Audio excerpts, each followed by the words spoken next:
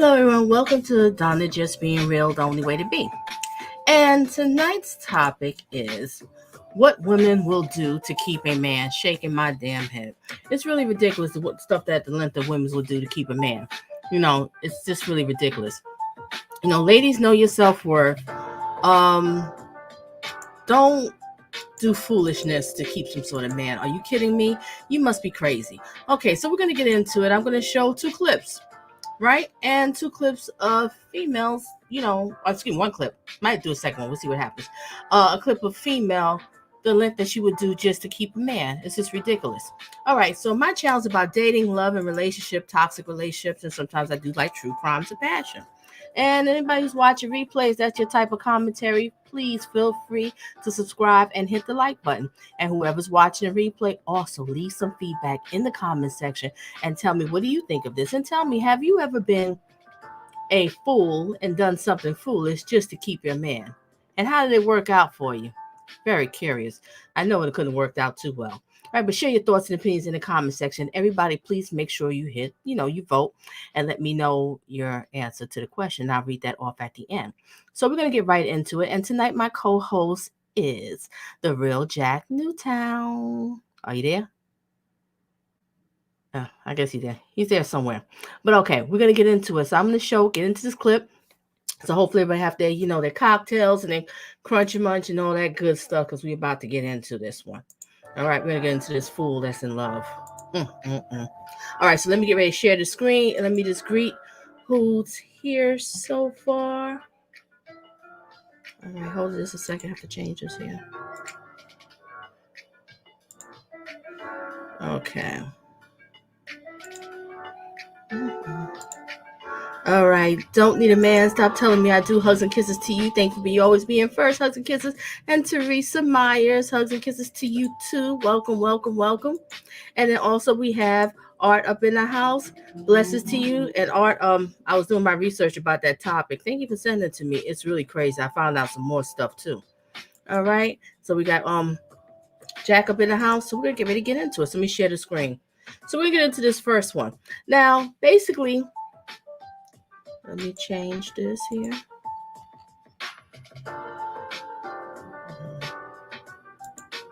Hold a second. And I'm going to give you a little insight of what's the first one.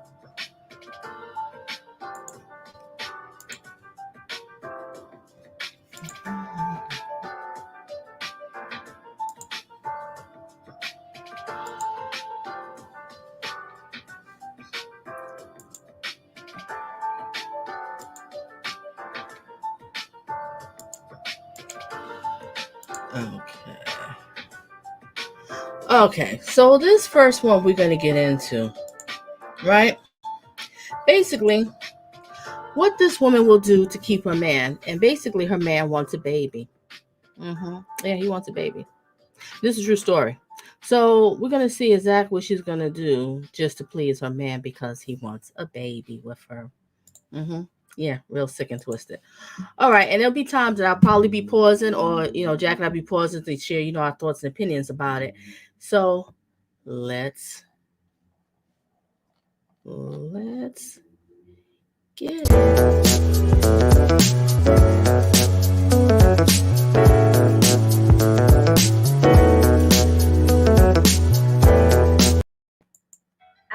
Alabama single mother Felicia is given a second chance at happily ever after when a not-so-secret admirer from her past re-enters her life. Fred was her meal ticket, and she knew that if she could keep him happy, that her and the boys would have a roof over their heads.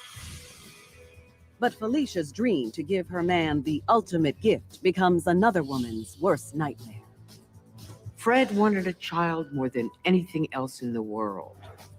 She wanted to make Fred happy. She was willing to do whatever she could do to keep him. And later in Tampa, Florida, teenage temptress Victoria Jackson turns forbidden love into a family affair. If I had known that Jeffrey was having an affair with my sister, I would have not married him. But when it looks like she's soon to be out of the picture, it's another man who forces Victoria to make a deadly decision. Shoot him, Vicky, shoot him. He is pleading for his life. Baby, don't do it. Pleading with Victoria not to shoot him. he started yelling, they can do it, they can do it. It was just surprising that a young person like that would get themselves involved in such a violent incident. There are hundreds of thousands of women in prison at any given time in the U.S. These are the true stories of women who committed heinous crimes in the name of love. For my man. Growing up in a single-parent home in Tuscaloosa, Alabama, has little Felicia Scott dreaming of one day having a family of her own. Felicia Scott, she was a normal kid, grew up in a middle-class family, really had no problems. Her father just wasn't in the picture and took no part in raising her. That job was handled by her mother and her grandmother. When some children grow up in a single-parent home, they tend to look at how other kids are living, especially those with an intact family. So they start having these sorts of utopian ideas as to what that ideal family life really should be. Before the ink has time to dry on her diploma, Felicia is already taking the first step toward having a perfect family when she dives into marriage with her high school sweetheart. Felicia hastily married. She thought she was ready to be a wife and a mother. She wasn't. But after 5 years of marriage and 2 kids, Felicia's overbearing attitude drives her husband away. Felicia's personality was very dominating. In fact, it poisoned the relationship. Felicia's husband just couldn't take it anymore. When she divorced, she didn't realize what a burden it would be to raise 2 little boys all on her own. By the age of 23, Felicia is the living embodiment of everything she never wanted. A perpetually broke single mother barely able to raise her sons. She worked odd jobs, and she knew desperately that she wanted to be with someone, find a husband if possible, to help her with her children. After several lonely and financially difficult years, a light at the end of the tunnel arrives. When Felicia runs into Fred Polian, a one-time admirer from her past. Fred and Felicia actually knew each other from back in the day. So when they saw each other, they were really sort of reconnecting. Felicia always suspected the older man had a crush on her. And now, at the age of 27, she's more than happy to give Fred a chance. Before long, Fred and Felicia start spending every day together. Fred was an ideal match for Felicia because he was kind of reserved. He was not assertive at all. And this fit with what Felicia wanted in a man very well. Fred worked at a place for troubled kids. He had a real fondness toward helping kids. Life with Fred is already proving to be the kind of relationship Felicia's been longing for her whole life. In their first year of dating, Felicia and Fred move in together, and Fred wants to take the relationship to the next level. He wants Felicia to have his baby. Fred wanted to make a mark in his life, and he thought having a child, daughter or son, would be something that would be special and hold him in high esteem. The pressure is on for Felicia to get pregnant. You know, in her mind, I think she felt like she needed to be able to have a child in order to keep Fred, because it was such a priority in his life. The two waste little time trying. Fred couldn't keep his hands off of her. He was all over her every day. Nearly every day, Fred asked Felicia, "Are you pregnant yet?" She felt the pressure because every time he asked that question, what she heard was, "You're about to be on your own again." A month later, Felicia approaches Fred. Donna, can you pause that? Dying to hear. You heard what was said. They said if she couldn't get pregnant, he said, "You're going to be on your own again." Yes, he did. Yes, he did. You know, when ladies, I'm going to give you some advice. When you hear a man tell you, try to press you to being pregnant before putting a ring, marriage, and home, and all the stuff that's needed, I advise you get the hell away from him. Because if he wants you pregnant before marriage, something's wrong. I totally agree with you. I totally agree. I'll go back just a second and I will resume. A month later, Felicia approaches Fred and tells him what he's been dying to hear. You're going to be a father. Felicia told Fred that she was pregnant. This was the news he had been waiting for. He was so happy. He couldn't have asked for anything else.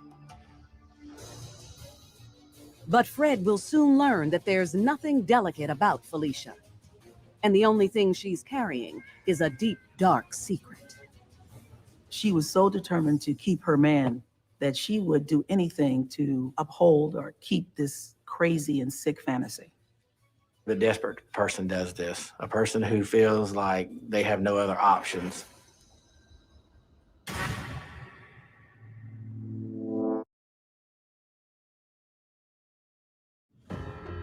One year into their relationship, 28-year-old Felicia Scott gives her live-in boyfriend Fred Polian the ultimate gift when she tells him she's expecting his baby in Tuscaloosa, Alabama. Felicia knew that part of the bargain for getting Fred to take care of her was that she had to give him a baby. When Fred heard the news about her pregnancy, he was speechless. He was so excited. But Fred's excitement will be short-lived if he ever finds out Felicia's secret. Felicia had had a hysterectomy earlier in her life, so she knew from that point forward, she could not have a child. But Felicia needs to find a way Very to keep her deceitful. pregnancy She should have lie told him that at the going. beginning. And when an opportunity presents itself in the form of her boy's babysitter, 17-year-old Corethia Curry, she jumps on it. Corethia was babysitting Felicia's two boys. Can I tell you something? Yeah. And Corethia confided in Felicia. Hold, Donna. Can you pause that for a second? Oh my gosh, congratulations. Corethia was. Now, this is a problem I have with the lady too. Mhm. That's something she should have said up front to the guy, Absolutely. so no time will be wasted. I mean, you already got 2 children by someone who doesn't want to be involved with the kids. Why make it number 3? I just don't understand these women. I just don't get it, Jack. It's something that's not right. It doesn't make any sense. It's mental retardation. I agree, Jack. I will resume. Was a sweet young girl. She was 17 years old. She was somewhat naive. Let me look at you. She lived in the same neighborhood as Felicia.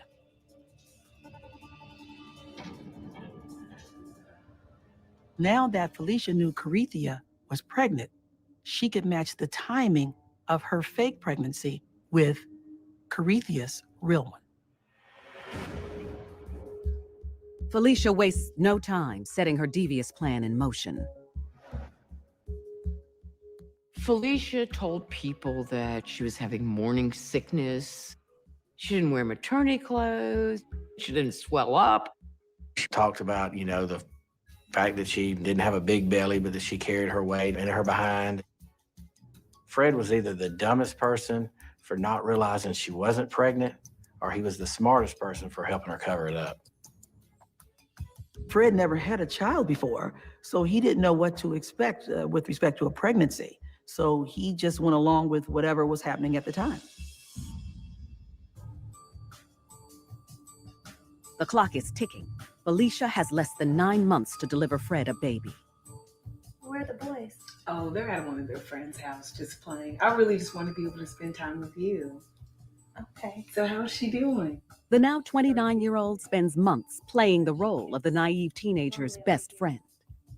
She feels like she's going to be big. Felicia started spending a lot of time with Corethia. They shared stories together about babies, about having a new baby, what the experience would be like, sharing food stories, things of that nature. BG, They were Derek, inseparable. hugs and kisses. And you don't think she's going to come earlier? Because she seems like she might be ready soon. I'm so happy for you. I really am. Mod on deck. Felicia knows when the day arrives, she only has one shot to get it right. So she spends the next 7 months doing her homework to prepare for a gruesome abduction. Felicia went to a local health clinic to get brochures about C-sections and having home deliveries. Felicia was committed to giving Fred what he wanted, this baby. She was determined. She had the eye of the tiger. There was just no turning back. With Carithia at 9 months and her due date rapidly approaching, a by now impatient Felicia decides it's time to give Fred the baby he's always longed for. One day after shopping with Carithia and her mother, Felicia invites the expectant teen over to her place. Felicia and Carithia grabbed some pizza and headed home to hang out at Felicia's apartment. Oh, I'm sorry, Carolyn. This is for expected mothers only. Okay. All right. Jack, this one is Felicia waits trifling. patiently for just the right moment to pounce on the unsuspecting mom-to-be. It's an extreme plan, but she would do practically anything to please her man. And later, in Tampa, Florida, Victoria Jackson must make a deadly decision between her married lover and her boyfriend of 2 months. He is still bound with the shoestrings in front of his body. They tell him to get in the van. Victoria gets into the driver's seat. They pull to the side of the road, and now she's holding the gun. Victoria wasn't willing to give up the relationship, even if it meant armed robbery, murder, and kidnapping.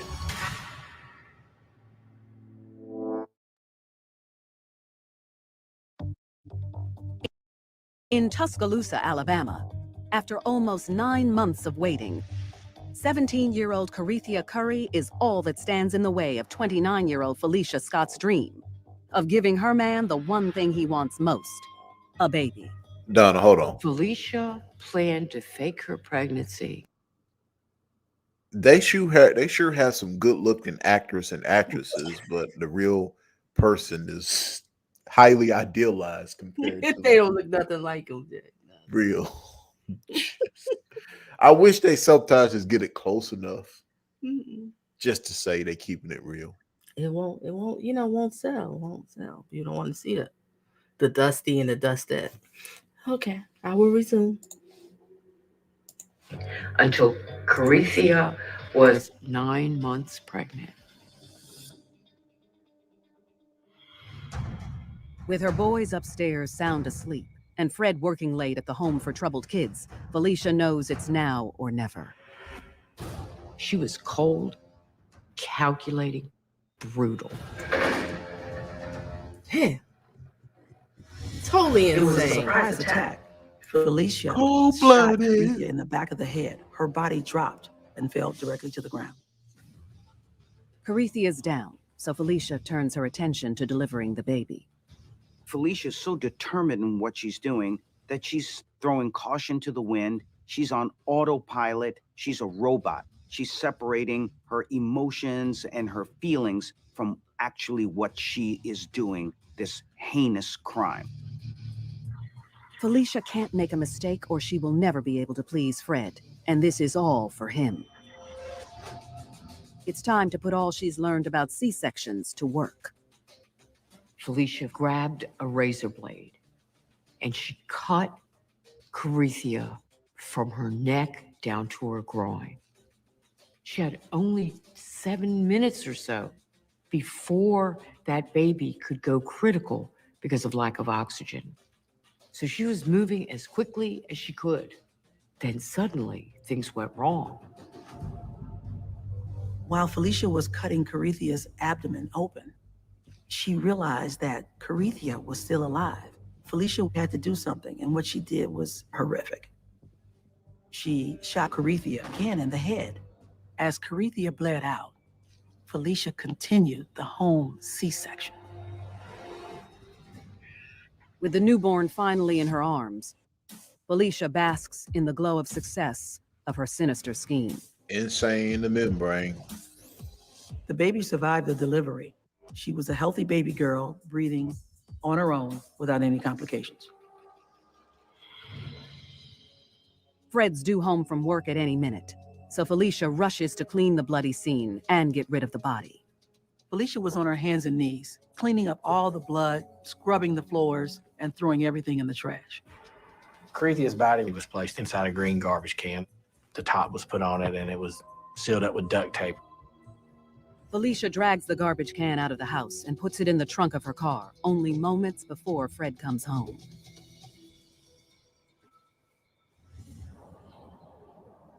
Fred, it happened. Fred couldn't believe his eyes. Monica, hey, He beautiful. thought it was odd, but he didn't question it. He was just happy to see his new baby girl, and he just melted. When Felicia saw that Fred was holding that baby, for her, her prayers had been answered. All of the heinous actions were worth it. She was a mother to this child for Fred, and mission accomplished. She was in nirvana. Monica, this is crazy. No doubt in This is Felicia's something I mind know that you, she's done you'll the right enjoy. thing. This is some insane But there's crap. still something she needs to take care of. Felicia pointed out to Fred that there were lots of bloody towels and sheets that needed to be disposed of, and they were in the trash can. And she wanted him to take that out right away and just get rid of it. Happy to do anything for the woman who's just given birth to his daughter, Fred dutifully follows Felicia's instructions and dumps the trash bin in a ravine 50 miles away. Fred never asked any questions about it, but he took the trash can out of the trunk of the car and let it roll down the ravine. Fred didn't have any reason not to trust Felicia. Then everything she did was pretty much perfect, and I Very that interesting. he really wanted to believe. With the evidence disposed of, Felicia focuses on Fred and their new baby, who they name Kiyomi.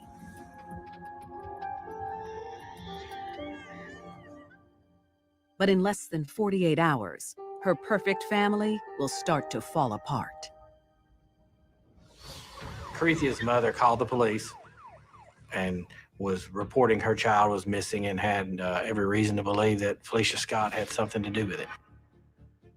She tells them how the three went shopping, and then Felicia and Corethia split off for dinner at Felicia's. Yes, Monica. The only information she could give For police her man. was that the last person she saw her daughter with was Felicia.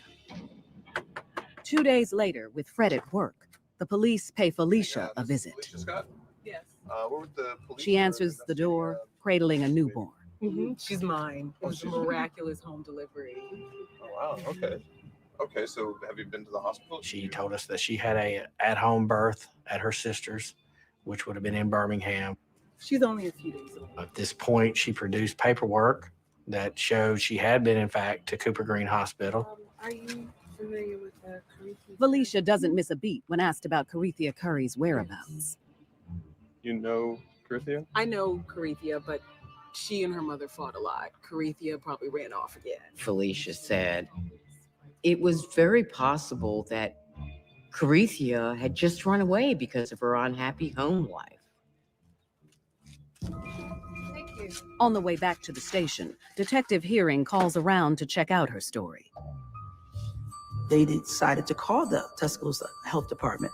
Once they got in touch with the health department, they realized that Felicia had actually had a hysterectomy.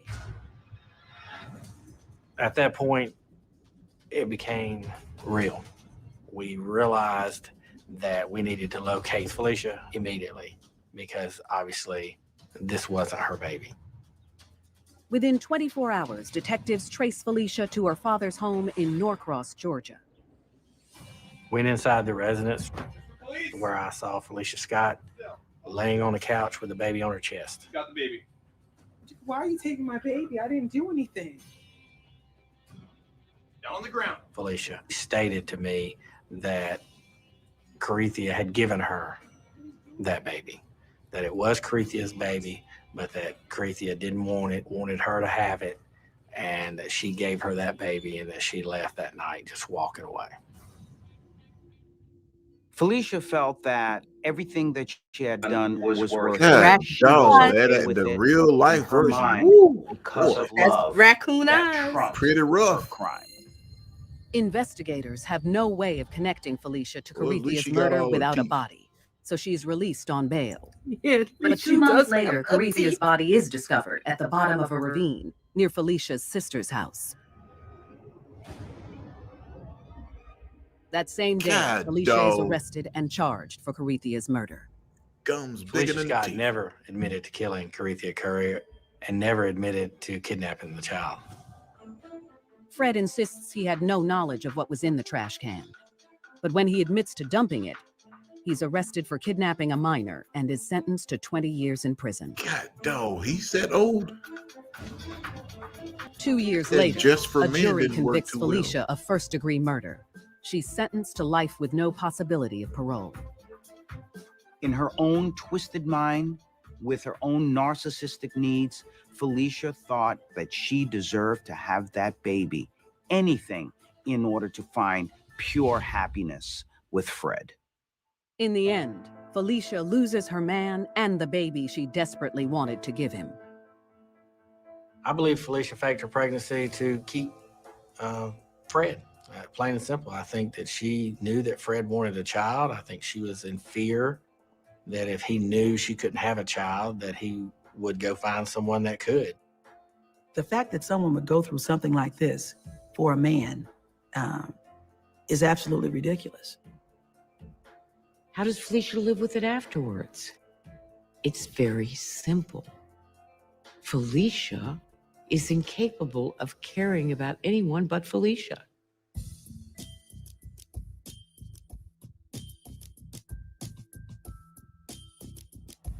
Felicia Scott took extreme measures to give her man a child, but she isn't the only woman willing to go to unspeakable lengths in the name of love. In Tampa, Florida, Victoria... Okay, before we get into another crazy chick for her man. Okay, she ain't that bad looking, this one here. But okay, Jackie, got anything to say before we go on to the next one? God, dog. I mean, desperate and willing to kill a 17-year-old. 17, yeah, huh? Yeah. For a baby that she could have just been honest in the first place. No, because she's insane in the membrane. Mm-hmm. And he's an idiot. He's an old retard up there, got his nose up in the vagina. Old retard. Okay, baby, I'll dump the body for you. I mean, seriously. I mean, I guess the Just for Men hair color faded out when he got booked. Yeah, Art. She's not a bad looking one, but she's just not rap. Bad look. Oh my. Oh jeez. No, we're talking about actress was good looking. No, we're talking about actress number 2. was good looking. No, we're talking about number 2. Oh my God, real life one got dogged. Yeah, she do got raccoon eyes, but she do She have her got teeth, dolphin teeth. Mama didn't want to get her no braces, and too much smoking. Her gums are black. Gums bigger than her teeth. Okay, just turn it into a roast. Well, might as well. Hell, she did evil. So what people shouldn't get mad at me saying this stuff. You roll, Jack. You shouldn't talk to her like that. Yeah, I'm gonna talk to her like that because she killed a 17-year-old. You dirty raccoon looking dolphin teeth dog. Okay. All right. True. All bets are off after that.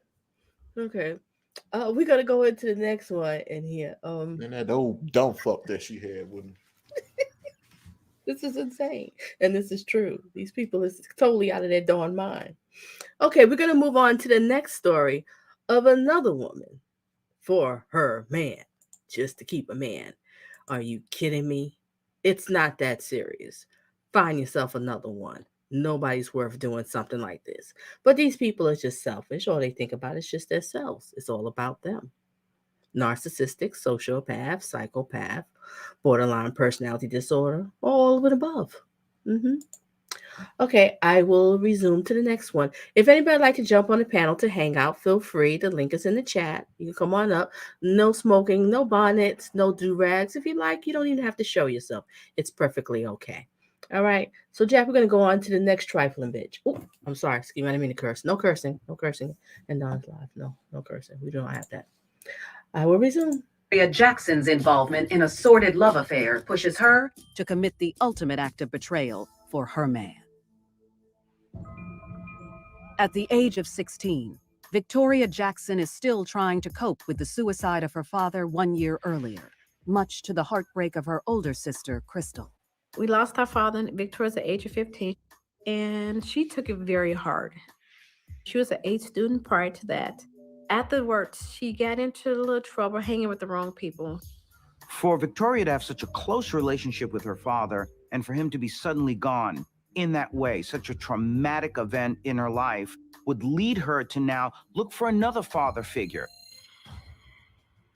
Victoria's relentless search for love will drive her into the arms of 2 different men, a sinful situation that leads to deadly consequences. Victoria found herself living between a man that was controlling her with his demanding demeanor and another man who controlled her through his finances. She's just a puppet.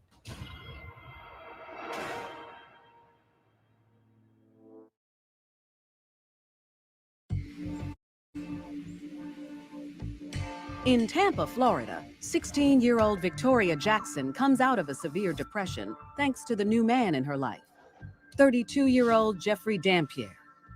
By all accounts, Jeffrey was a pretty nice guy. But you're talking about a 32-year-old being involved with a 16-year-old that was Victoria's age at the time. So you're talking about a relationship that was wholly inappropriate and as well illegal. Jeffrey Dampier was very sweet.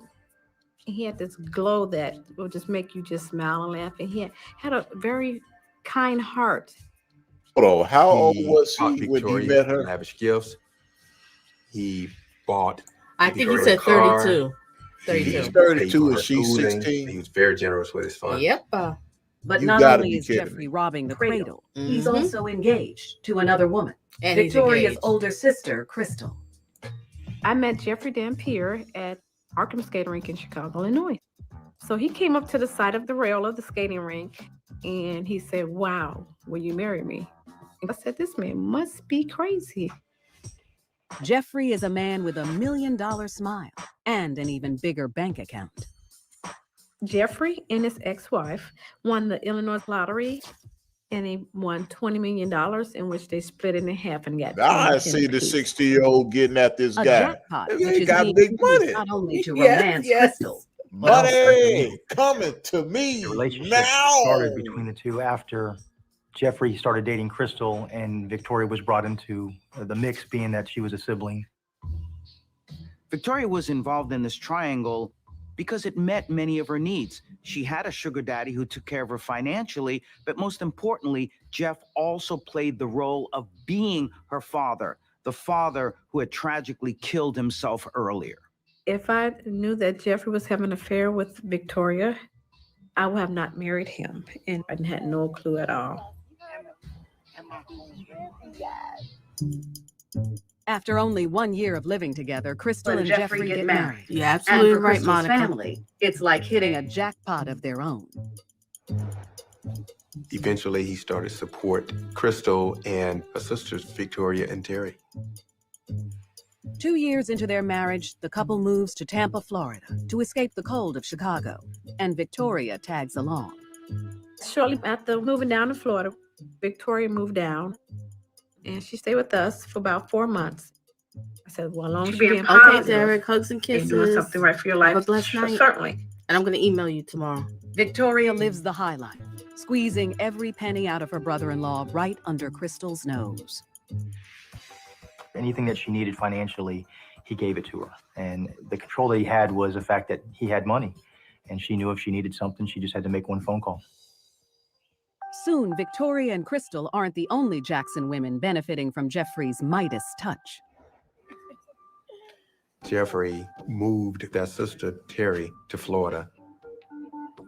For the next 3 years, Jeffrey ponies up to Crystal's younger siblings' every need without complaint. And by all accounts, Crystal remains clueless about the affair. Nikki! She's still Hugs and Jeffrey's kisses. happy wife. I did not know who she was seeing. Honey, I'm home. I really can't say that I seen any difference, but the household was running normally. But Victoria eventually grows tired of playing second fiddle and gives Jeffrey an ultimatum. Vicky was very naive when she thought that Jeffrey would leave his wife and marry her. This is classic textbook. Quite often, husbands rarely leave their wives for the mistresses. After all, a lot of them think, why buy the cow when you can get the milk for free? Tired of only being used for sex, Victoria tells Jeffrey she needs some space. Jeffrey purchased Victoria an apartment. Victoria was trying to distance herself or wean herself away from Jeffrey. Jeffrey was paying for the apartment, so she was still under his control. He continued to control her through his funds. Oh yeah, I remember it. Victoria rebels against Jeffrey by looking for other fish in the sea, and she is soon catching up with an old flame. You haven't changed a bit. Nathaniel Jackson. Still know the exact things to say. Victoria knew Nathaniel Hold on a because second. they dated each other off and on. Now, I don't agree with the age gap, but how you gonna go from $20 million to a bum? See, people just don't have no sense. I'm not saying he's broke, but compared to that guy, he is. Mm-hmm. Just disregard the age gap. Okay. Disregard the age I mean, gap. you're supposed to go higher, not lower. I agree. I agree with you. I will resume, ladies and gentlemen. Dated each other off and on for about a year and a half when they both lived in Chicago. Victoria never really lost touch when she moved to Florida, and they quickly jumped back into a routine of talking and flirting. Yeah, I know. You should come see me. The age difference between Nathaniel and Victoria was about 2 years. She wanted more from somebody and wasn't getting everything she wanted from Jeffrey. He had several arrests for drug possession, for an aggravated assault, some other traffic charges. He had a lengthy criminal history from Illinois. And Nathaniel's renewed interest in Victoria is no accident. That thug love. Nathaniel had some charges associated with money. Well said. Thug And here he love. is now calling Victoria, who he knows is in a relationship with a man who is wealthy. Nathaniel only has one thing on his mind. And he knows Victoria's lover is loaded, so he suggests the two move in together, and she gladly accepts. Nathaniel was with Victoria not so much out of love, but because he knew that she had access to Jeffrey's money. So for him, it was about the That's Benjamins. right, Nikki. Thug For passion. Victoria, she was just happy to have Break a out man the by her Hennessy side, and Alizé. having that warm body to keep her company. Any of the money that Victoria received from Jeffrey, they would spend it together. This was money being given to him by Jeff, so Nathaniel was basically being supported by him. It doesn't take long before Jeffrey finds out about him. Blinded by jealousy, he threatens to cut Victoria off. Jeffrey then goes to his wife with his intention and a made-up reason to go with it. We had a conversation regarding giving, and it was more or less he was getting frustrated because everybody was asking, and he felt like the money bag at that time. I told him, don't give to my sisters. Don't give it to Victoria or Terry if they ask, unless it's life or death. The sisters are less than pleased with the new arrangement, and they're not the only ones. They were upset, but when Nathaniel found out about it, he was furious. If Jeffrey cut off Victoria, they cut him off. That was not going to fly.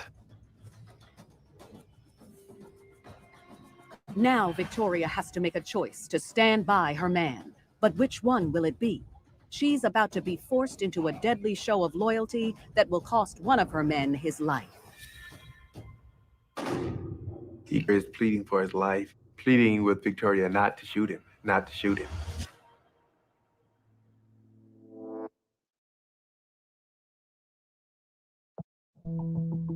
In Tampa, Florida, 5 years into their illicit affair, 23-year-old Victoria Jackson's sugar daddy and brother-in-law cuts her off when he finds out about her live-in boyfriend, Nathaniel Jackson. If Jeffrey cut off Victoria, they cut him off. And Nathaniel was not going to live with that. That was not going to fly. Call him up and get him over here. Victoria's loyalty now Pause that lies for a with second, Nathaniel. Donna. If Victoria can't have Jeffrey, This sounds like some pimp prostitute stuff. That's what that's the vibe. Yeah, because I mean, it's like he's the pimp and she's getting money from the trick and he's bringing it back. Mm-hmm. I agree with you. That's what I was getting to. Mm-hmm. But the problem is he needs to ride in a white Cadillac with a fur and a cane. If you're gonna be something, look the part. Yeah, be all the way. Mm-hmm. I agree. I will resume, ladies and gentlemen. Victoria's loyalty now lies with Nathaniel. If Victoria can't have Jeffrey's love, then she and Nathaniel will have his money. The plot is set into motion. Good. You always make time for me. Cannot wait to see you. See you soon. Jerry was at the apartment. All right. Bye. And Victoria called Jeffrey and asked him to come over to the house to drop off some boxing tickets. Victoria leads Jeffrey into the kitchen where Nathaniel attacks.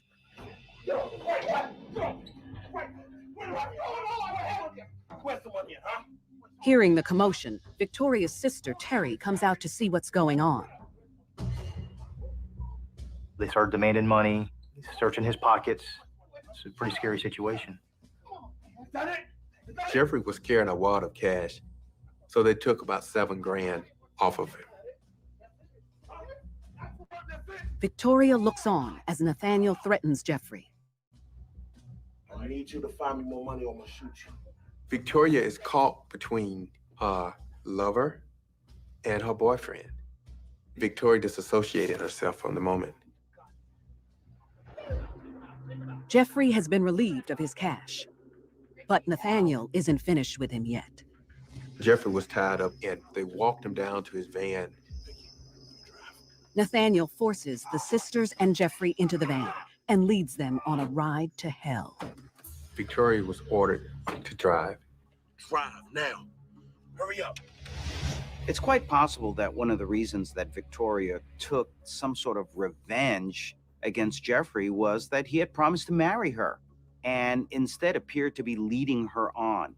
So when Nathaniel came up with his plan of robbing Jeffrey, Victoria went along with it.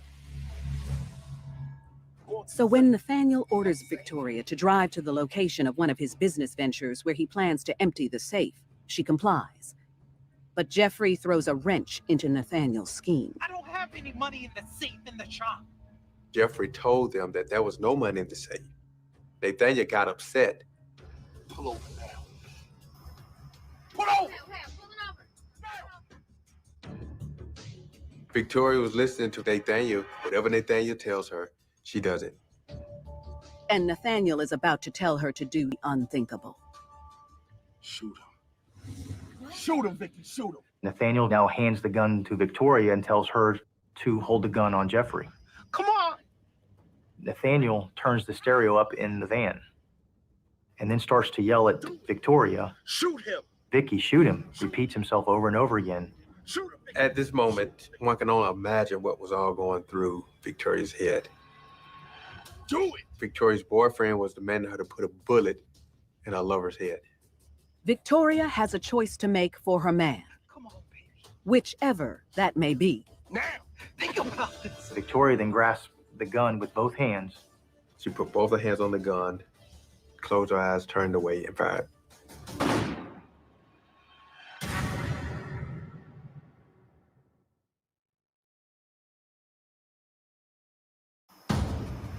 It's a hot summer night in Tampa, Florida, and Victoria Jackson has just been ordered by one man she loves Shoot him. to take the life of another. Come on, baby. This whole incident was supposed to simply be a robbery. At Nathaniel's command, Victoria closes her eyes and makes a deadly choice. Victoria fired a bullet right into the back of Jeffrey's head. Jeffrey dies instantly. Victoria faced a horrible decision. She could have stopped this at any moment. She had that option, but instead, she decided to follow the commands of her boyfriend. After Victoria shot Jeffrey, all three jumped out and ran separate ways. At 9:30 p.m., a neighbor discovers the car still running with Jeffrey's dead body inside and calls 911. Hold on, Donna. 911, what's your emergency? This is dumb. You gonna shoot the guy, and all three of y'all gonna take off running, fingerprints all over the place, license plate in your name. Just dumb. Dumb. Not too bright, right? I mean, ain't nothing gangster about this. Amateur night. You need to learn how to do what the mafia does. Chop the body up. Put it in the river. Burn it or something. Don't sit up there and leave all that evidence there. Yeah, burn all clothes, burn everything. God, dog. Get rid of the car too. And then she should have turned the gun on the big guy. Because I mean, she could have still had a chance to secure the bag and said, well, he made me do it, and I saved Jeffrey's life. I will resume. 9:30 p.m., a neighbor discovers the car still running with Jeffrey's dead body inside and calls 911. 911, what's your emergency? We have a homicide. A van has been abandoned here, like literally just a few minutes ago. A neighbor saw 3 kids get out of the car and take off, and there is a dead body in the car. It's still running. Deputies from the Tampa Police Department respond to the scene and are alerted to a suspicious woman in the area. Terry is actually found along the main roadway, waving cars down, trying to get a ride. One of the deputies were able to detain her for the questioning. Victoria and Nathaniel managed to get a cab to take them to Jacksonville, 170 miles northeast of Tampa. Back at the station, Terry tells police what happened and says she's a victim. Hurry up, quick. Shoot him, Vic. She's in the back of the van, has no idea what's going on. She got kidnapped too. We put warrants out for the arrest for Nathaniel and Victoria. At this point, we notified the media, and their story was highlighted on several news outlets in the area. 2 days later, Victoria and Nathaniel are arrested without incident at the home of a friend in Jacksonville. Nathaniel had $1,500 of the money that he took from Jeffrey, and the money had bloodstains on it. Once in custody, Victoria is stunned to learn that the man she killed her lover for is selling her out. You might want to ask his girlfriend, Victoria. Your boyfriend told us that it was your idea to rob him and to also shoot him. I think that Victoria thought that Nathaniel would have protected No, her. Mud on deck. and Hugs and kisses. it all would have been well. When police tell Victoria Nathaniel's setting her up to take the fall, she gives a full confession of what happened. Don't you came straight to the answer. To see if I can get him to come over. Okay. And who told you to do that? Nathaniel Jackson. Okay. And why did he want him to come over? To get some money from him, rob him. He started yelling, Vicky, do it, Vicky, do it. And I just closed my eyes and turned my head and pulled the trigger. Mud on deck, Donna Reed. Hug and kisses. When police allow Victoria to confront Nathaniel, he breaks down and confesses to everything. So be it. So be it. A few hours later, police deliver the devastating news to Jeffrey's wife, Crystal. They come in. They told me that he was shot and killed. I'm sorry. No. At the time, I lost it. And the kids heard me, and then they came out, so the house got up in a roar. Already devastated, Crystal is dealt one more cruel blow when she's told the identity of her husband's murderer. My first thoughts when I found out Victoria was involved, I was taken back. I was really confused. How could you kill someone who you were benefiting from? So I don't understand. How could you? So, no. Crystal's suffering increases when she finds out about the affair. I was really shocked. They started naming items, a ring, places where they supposed to went to. I just lost it because I didn't see it. He filled a void in her life, and that need superseded the loyalty that she should have had to her sister. Police charge Victoria and Nathaniel with the murder and kidnapping of Jeffrey Dampier, and a jury shows no mercy. Victoria was given 3 life sentences for kidnapping, armed robbery, murder, and Nathaniel was convicted of the same. Jeffrey really took the best years of her life, the early years, the formative years of her life. So when Nathaniel came along and offered a chance of revenge against Jeff, well, Victoria jumped at it because finally she could tell him and act out her anger with Jeff. Crystal's sister Terry has never been charged with the crime. Destined to die behind bars, Victoria's days are a constant reminder of her brutal betrayal of one love for another. I don't know if she's truly forgiven herself for what she's done, but I do know that she's facing it every day in a decision, in a choice that she made. So for Victoria, there was a lot of emotion, a lot of conflict, perhaps some guilt, some anger. All of those things are all boiled into one. And in this case, it led to the death of Jeffrey. I still talk to my sister because I don't want to have a cold heart. I don't want to be holding on to that grudge. So I let go. And I still have pictures of my late husband, and I still think of him. But I believe that I will get my chance to see him again.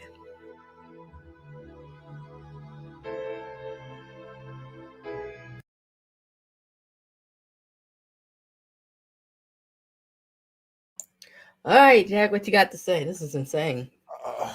I mean, the actors and actresses' images are highly idealized compared to the real ones. Mm-hmm. You know, they sure know how to dress it up real nice. Mm-hmm. But you know, young greasy face and big chunk are under the sale. They killed a man because he had money, even though he was a dirty dog anyway, for committing adultery with an underage girl. At that, we can't forget that. So hey, you know, it's just, you know, ladies, look, just be patient. You don't have to jump in and try to get this and get that. I mean, you just you're just gonna put yourself in a situation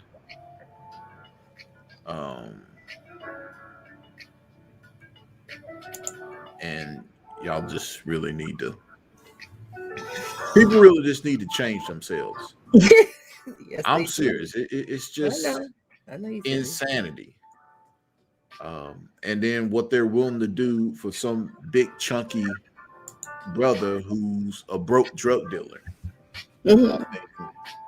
A dusty. Beyond a dusty. A murderous, a musty, a murderous dusty.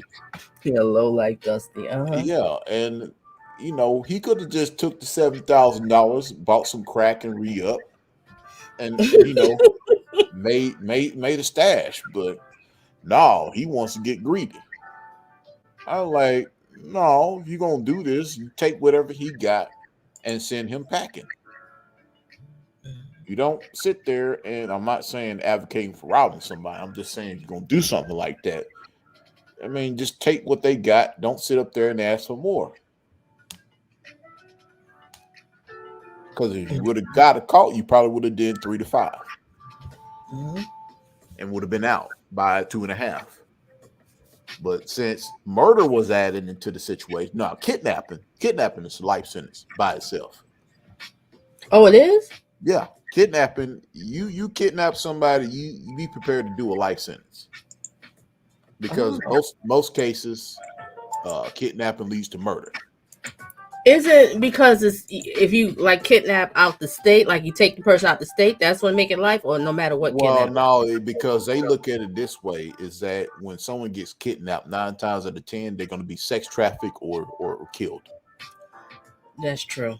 That's true. And that's why they start throwing life sentences on pimps, because they had these pimps, some of these evil pimps that will take 12-year-old girls and sex traffic them. That is They so get a life sad. sentence for that. Yeah, I mean that stuff is real, but yeah, I mean, the wife in the end, she's comfortable. She doesn't have to worry about money. Hopefully, hope not. She invested well, of course. Yeah, she invested well. And her husband is dead, even though he was messing with her underage. He was the devil, but he didn't deserve it. And Big Dog and Greasy Face are in the cell, fighting for their man or womanhood with no Vaseline. They done. Kool-Aid. Make sure everybody get your vote. Don't drop the soap. Hope you don't see the health inspector in the shower. Because he does weekly checkups.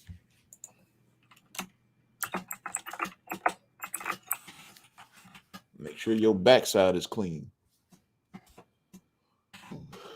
But I'll just say real quick, my closing thought is, women, don't be a fool. Just don't be a fool. It's just not worth it. Nobody. You see, when you're starting to do stuff like this, let me tell you something. God doesn't like that. God is a very jealous God. Okay. So now you're putting somebody else before him. No one's supposed to come before you in life but God. Okay. That's number one. Everybody else is second. All right. That's facts right there. Okay. Because now you worship him because you're doing so much and all that. No. You don't do that. Okay. It's just not worth it. So, date smart, not thirsty. Donna, Yes. hold on. We're gonna read the poll here. Okay. You put up a poll about an hour ago. Got 14 votes, and you asked, when is the best sex to you? 43% says early morning, 7% says afternoon, 36% says nighttime, 14% says I want it any time of the day. Well, if you want it any time of the day, you need to get a job. Wait a minute. Look, maybe Unless I kind you of off worded work right. on vacation. Maybe I worded right. I was just trying to say, the person any time of day. Let's just do it. But some people just have their certain times. So everybody's early morning. We got more early mornings in here. Okay, not too much at afternoon. At nighttime. Nighttime, early morning. It's kind of neck to neck. Which Dome already told us his. All right, so everyone, and thank you, Jack. Thank you for co-hosting, and thank you everyone for coming tonight. And stay tuned for some more. I'm gonna get into oh gosh, what I'm gonna get into. I'm gonna talk about the Stevie J that's coming up next. I just don't know exactly when I'll be able to do it. And then also I'm gonna get into this trifling Colin Caps that killed his on and off girlfriend. Her name is Kathleen Moore, if I'm correct. I believe Kathleen Moore. And thank you, Art, for bringing that to my attention. So I was just doing some more. I want to do some more research on it. And it's just another one. I just don't understand y'all ladies. If you get the signs, these men got all these criminal records, who's in and out of jail. You don't need to be messed with, especially if he got charges of domestic violence. But we're not going to get all into that. So I'll just save the thought. We'll discuss this one another time. Okay, so everybody, I'm going to end it tonight. Everybody have this as a blessed night and a safe one, and stay tuned for some more. I might do something this weekend. We'll see. Probably the Kathleen Moore store. I might do it this weekend. And the Stevie J. Get into Stevie J. All right. If anybody want to reach out to me, feel free to email me. If you have anything you want me to discuss or whatever, any topics, just give me a few seconds, a day or two, so I can do my research. Everybody have themselves a blessed night and a safe one. Anything else you have to say, Jack? Because I'm done. No, I'm finished. This is crazy. This was a good broadcast. Oh, thank you, Jack, and thank you. Glad to have It you just here. shows the signs of ladies. Look, if he got $100 million, you 16 years old, leave him alone. He's about in his 30s and 40 years old. Come on now. And if a guy pressures you to get pregnant without no marriage or nothing like that, drop him like a $1.50 bill. I agree. I don't understand these people. Don't want to put no ring on it. And thank you for all the mods that's on deck holding it down. I appreciate it. And date smart, not thirsty. That's all I have to say on Daniel's channel. No, and don't get no musties. No musties. I say dusties. Men, don't date the dusties, and gentlemen, don't date the dustettes. No, musty means murderous dusty. That's what I call them musties. Oh, okay. We got a new one. Okay, all right. I used to say low life, so musties. Oh, thank you. Learn something new every day. Bye, everyone. Good night.